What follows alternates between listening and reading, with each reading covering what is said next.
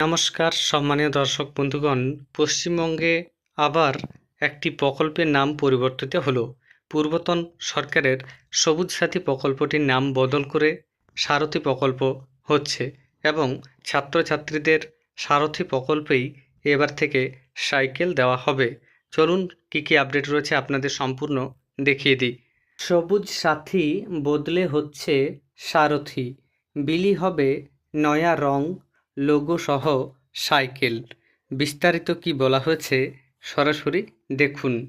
প্রাক্তন মুখ্যমন্ত্রী মমতা বন্দ্যোপাধ্যায়ের দেওয়া প্রকল্পের নাম বদল করল বিজেপি সরকার। সবুজ সাথী সরিয়ে নতুন নাম দেওয়া হচ্ছে সারথি।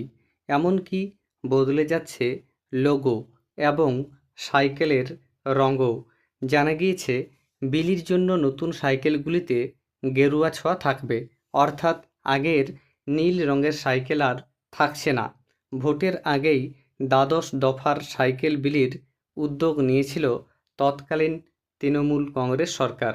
12 লক্ষের বেশি ছাত্রছাত্রীকে সেই সাইকেল দেওয়ার কথা ছিল, কিন্তু তখন এর প্রাথমিক সূচনা করেও বিলি বন্ধ হয়ে যায়, কারণ ভোটের নির্ঘণ্ট ঘোষণা হয়ে গিয়েছিল। মেরে কেটে রাজ্যে 1 থেকে 2 লক্ষ সাইকেল বিলি করা সম্ভব হয়েছিল। তাছাড়া বেশ কিছু সাইকেল জেলায় এসে গেলেও সেগুলি বিলি হয়নি। সূত্রের খবর, কিছুদিন আগে জেলাগুলির সঙ্গে অনগ্রসর শ্রেণী কল্যাণ দপ্তরের একটি বৈঠক হয়। সেখানেই প্রকল্পের নতুন নামের কথা জানানো হয়। জেলায় এখন যেসব সাইকেল এসে পড়ে আছে অথচ বন্টন হয়নি, সেগুলিতে আগের সরকারের দেওয়া লোগো বসানো রয়েছে।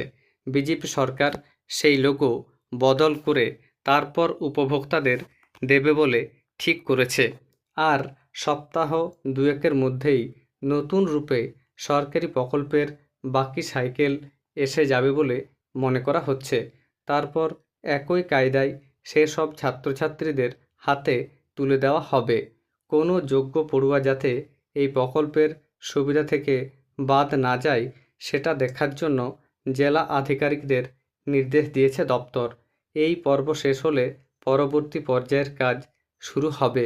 তাহলে বুঝতে পারছেন, সবুজ সাথী প্রকল্পে যে সাইকেল দেওয়া হতো সেই প্রকল্পটির নাম পরিবর্তিত করে সারথি প্রকল্প হচ্ছে এবং সাইকেলের রং বদলে যাচ্ছে। তবে ছাত্রছাত্রীরা সাইকেল পাবে। ধন্যবাদ।